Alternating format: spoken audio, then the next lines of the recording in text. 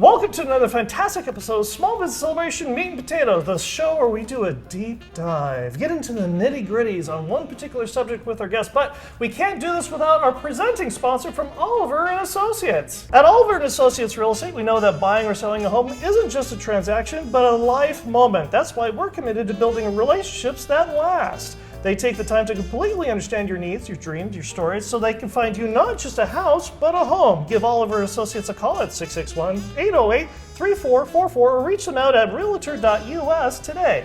Now, Visioneers, we can't do this without Modern Gigi because we need a home to be able to do this here at Modern Gigi Art Gallery.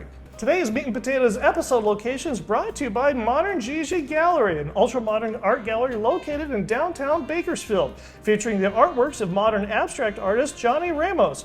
Whether you're looking for artwork for your office, your home, or a postcard you can send as a thank you note, go to Modern Gigi Gallery located at 900 18th Street in Bakersfield, or give them a call at 661-840-8729 or email them at art@moderngigi.com today.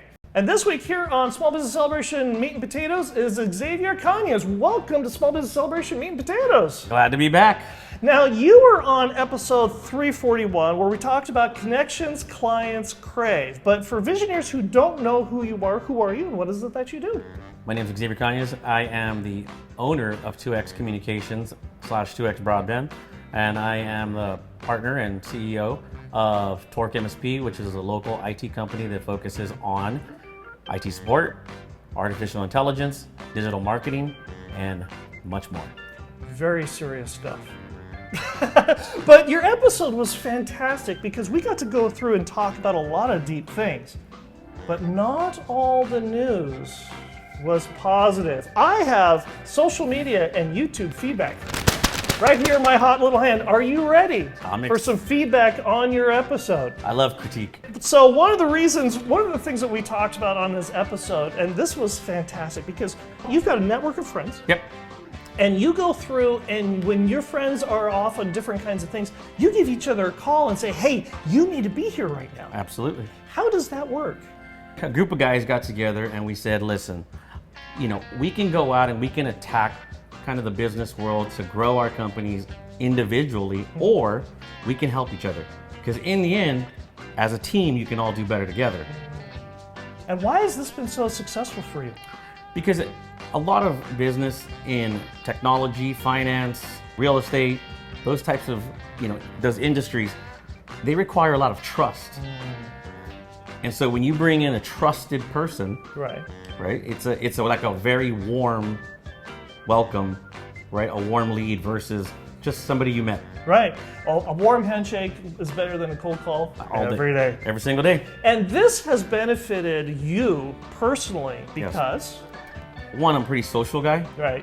So I would have never guessed. I would have never guessed, right? So I like to go to a lot of events and I like to meet a lot of people, and Bakersfield's a very tight-knit community, right? So you're not just going there to get business, you're going there to hang out with your friends. Right.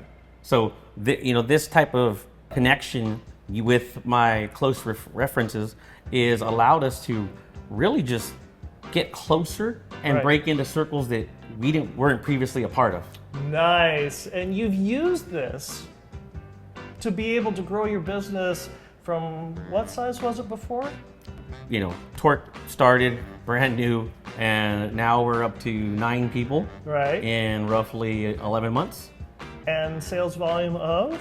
So we are on trajectory for year 1 to break about 1.2 million, and a run rate of year 2 about 1.7 at this time, not without adding any net new.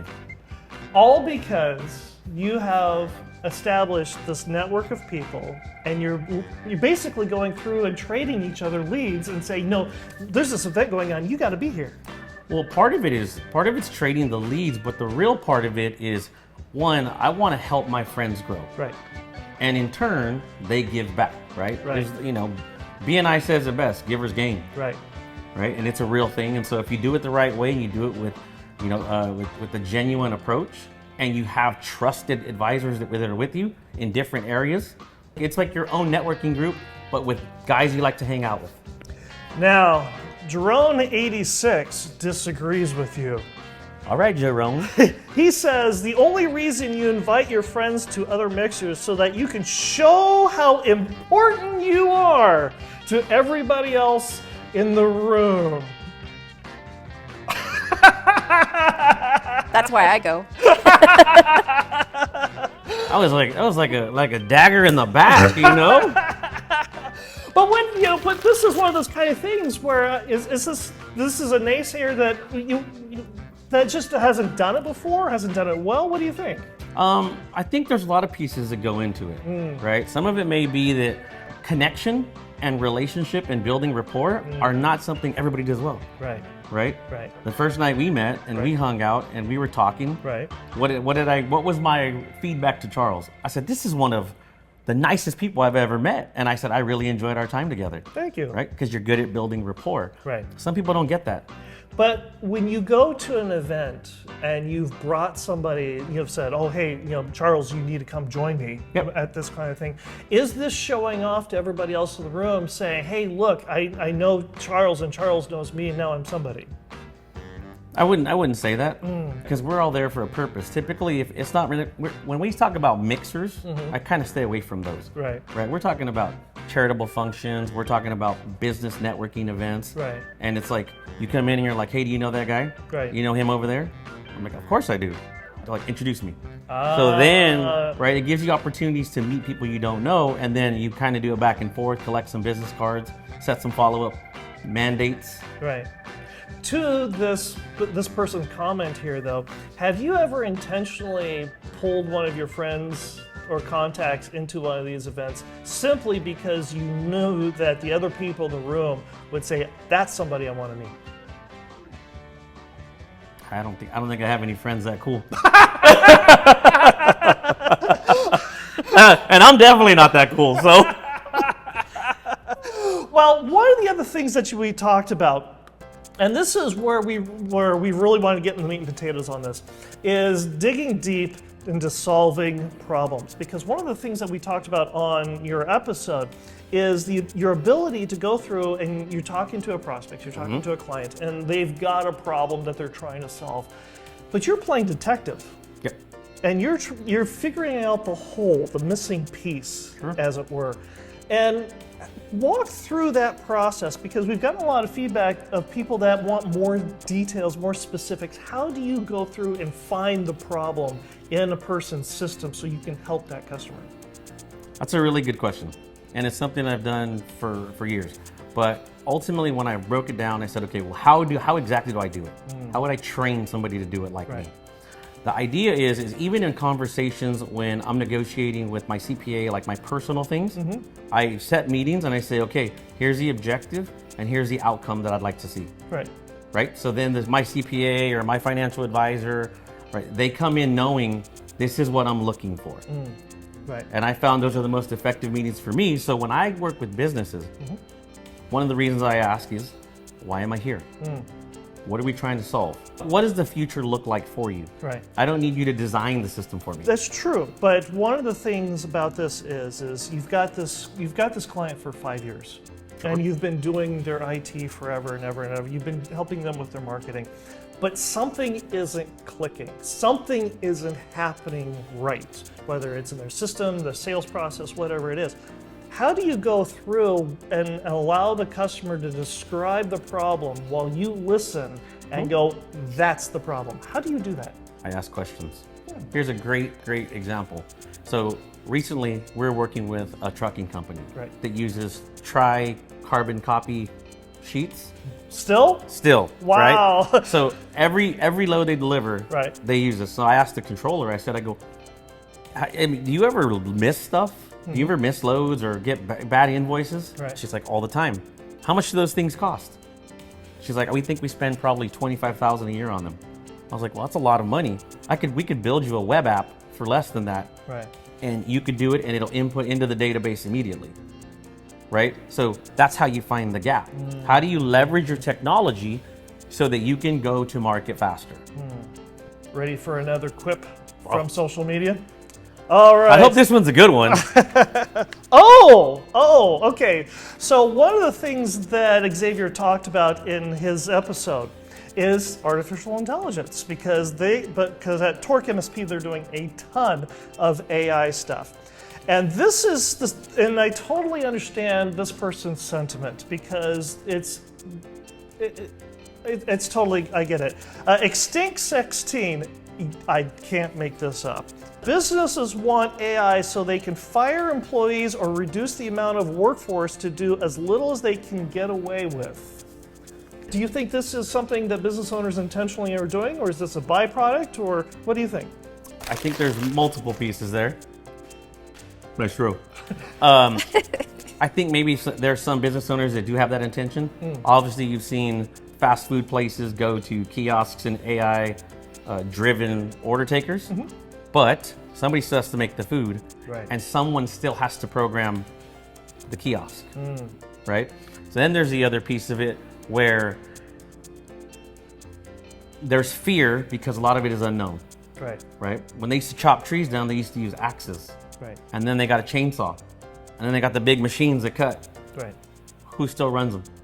A person. I get it. I get the fear, but I don't think that's the case. If I could use AI without having to scale, and my employees can be more efficient, that would drive profits. But it creates just another market of people, like for us. Now comes the biggest, most difficult, most challenging thing you're going to experience tonight, other than off script with Tamala. And that's the fortune cookie game. Oh boy. Now, the way the fortune cookie game works is I have a sealed fortune cookie here in my hand. I have no idea what the fortune cookie inside of it is, but more importantly, neither does our guest. And our guest has to take this fortune cookie, unseal it, break it open, and read the fortune and add "in my business" at the end of it. Now, let's see if he can go ahead and open it up and reveal its contents. And the answer, and his fortune is? I like this. Okay. Success is within reach. Allow yourself time. Success is in reach. Allow yourself time. In my business. How so? One, you can't grow too fast. You can't outpace your customer service, right? There's one thing about sales, and I've always kind of been of the mindset that sales solve all problems, but sometimes it gets you in trouble. Too many sales, not enough revenue? Too many sales, not enough revenue to be able to handle the workload, and not being able to scale quick enough. Right. So you got to find that balance. Where does my cash flow need to be? How do I build my revenues? And then how do I scale my staff to ensure that I'm not making potholes as I'm paving new road? Nice. That's brilliant. Well done, you. Got it right. And now it's time for the most high EQ person I know. How do I know this? Well, because every cat I know comes up to greet her first. It's Off Script with Tamala.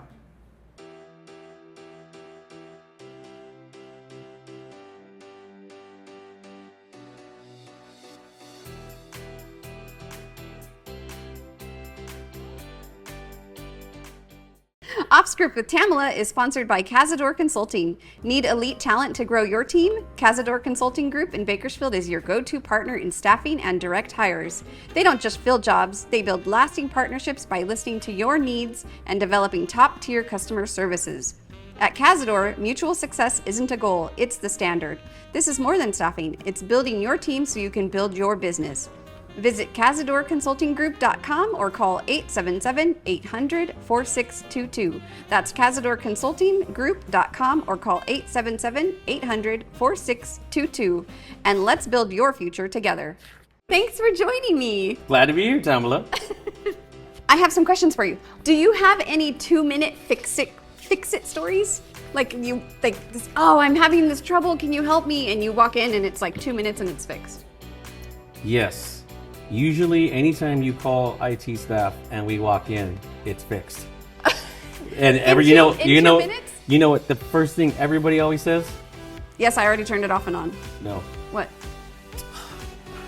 Of course. You got it right. Of course. No, of course it would work now that you're here. Oh, right? Sure. Like a girl driving her car to the motor shop and it doesn't stops make making that the noise. Yeah. Right. Okay. So just being in the building and it's fixed. It's the You aura, have it's the this presence. Aura. Okay. Well, do you have a secret tech hack that you wish everyone knew? Other than turn it off and turn it back on? A secret tech hack. Reboot. I know it sounds silly, but there's no real secret to tech hacks. Typically it's user error. Just kidding, guys. It's not user error. It is user error. It's user error. Okay. If you could install a camera system in any time in history, so you can watch an event unfold, Yep. where would it be? Ooh, that's a good one. Yeah, it's a good one. I think if I could any event, anything, I would probably want to capture how the pyramids were actually built. Ooh, yeah. Like so much speculation. I think it'd be interesting to see how it actually was done. Yeah, that's good. I would love to see that. Right? I want to watch it when you're done. Okay, let's go do that. Okay. Do you have any favorite geeky gadgets that make you smile every time you use it? Yes, I do. My Ray-Ban Meta glasses that I can record with. Okay. I can get news with. Wow. I can Google things. Like He's accosted me with them before at the family reunion. Oh yeah, I did. I did. I had them on. You did? I did. Missed it. I missed it. I have some video and pictures from there. Yep. All right. What's more satisfying, setting up something new or fixing something that other people have given up on? Well, setting up new is pretty simple, right? Is it satisfying? Setting up net new is not necessarily satisfying. Okay. But taking like a site that has been so mismanaged and disorganized and watching the owner or general manager or whoever's face just be like, how the heck did you guys do that? That's where you're like, I'm good at what I do. Yeah, I did it. Yeah. Awesome. So like it's like building a new home versus renovating one. Yeah. Yeah. Okay, those are my hard questions. Oh, were they hard? I feel like this is gonna get Now we're weird. gonna do the more hard thing. Ready? Okay. Okay, spin that wheel. We're gonna play some games to get to know Xavier better. Mo better? Mo better. What is it? What game is it? It's this and that. This and that. Okay, so I'm gonna read you 10-ish things, 5-ish things. And you're gonna just pick one or the other real fast, rapid, okay? Passwords or secret handshakes? Secret handshakes. Netflix or Hulu? Netflix. Ebooks or physical books? Ebooks. Really? It just take up too much You're space. allowed. You're allowed. Yeah. Yeah. Star Trek or Star Wars? Trek. Yes. Book or movie? Ooh. I'm a big fan of the cinema. Yeah? I'm gonna have to go movie. Yeah. We just went and saw what was that movie? Downton Abbey. Downton Abbey. Really good. Marvel or DC? Ooh. Or both. You could do both. I like both. Both. Yeah. They're both winners. Nice. Spin that wheel. What do we got? 2 truths and a lie. 2 truths and a lie. Okay. I'm going to go first. Okay. All right. I have jumped out of a perfectly good airplane. I have sailboarded in Australia.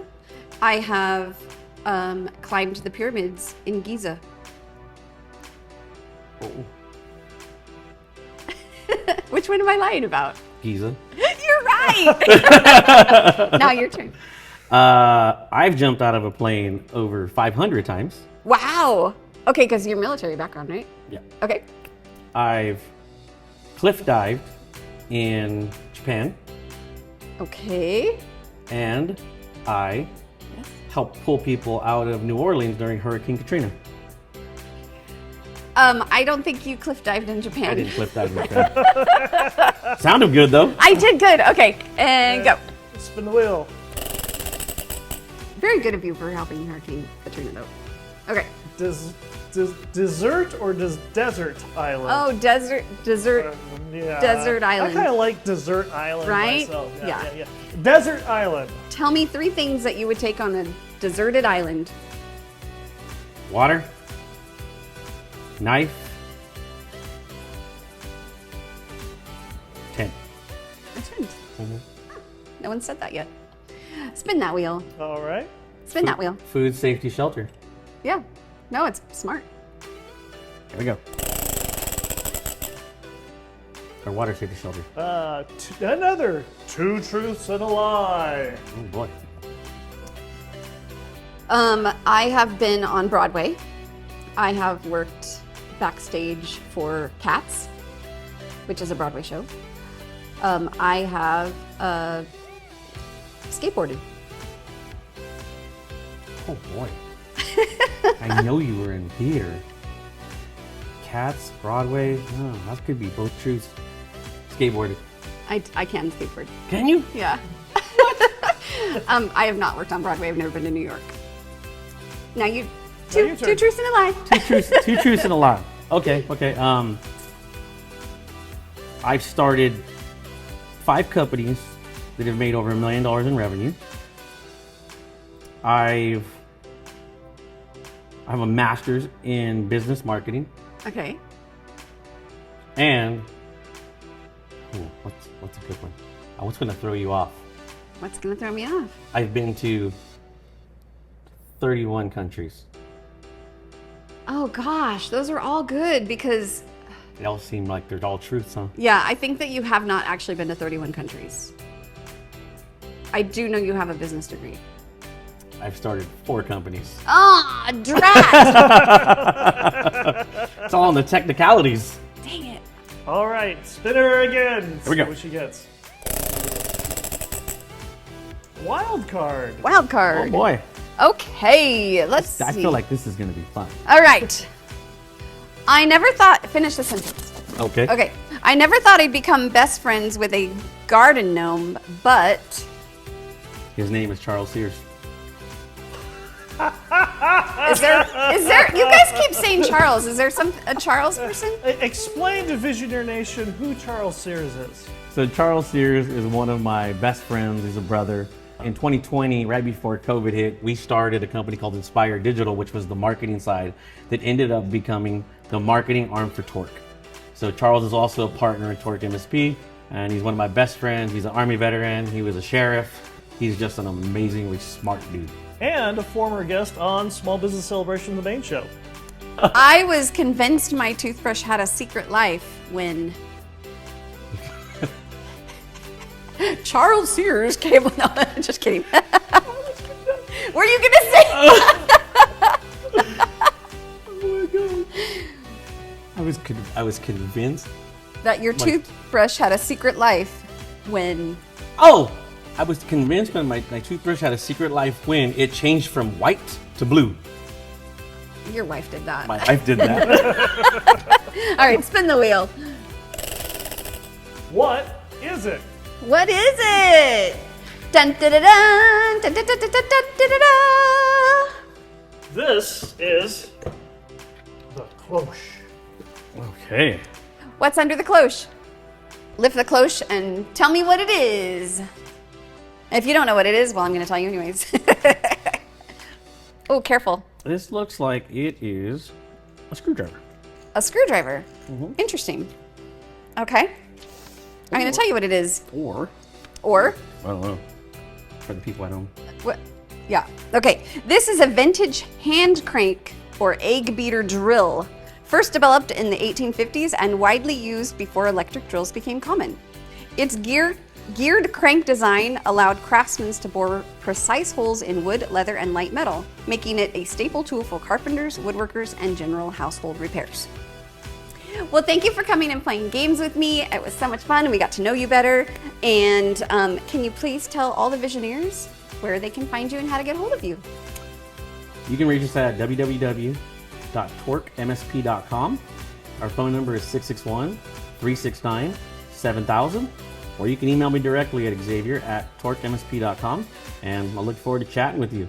Tamala, Michael, thanks for having me on Meat Potatoes.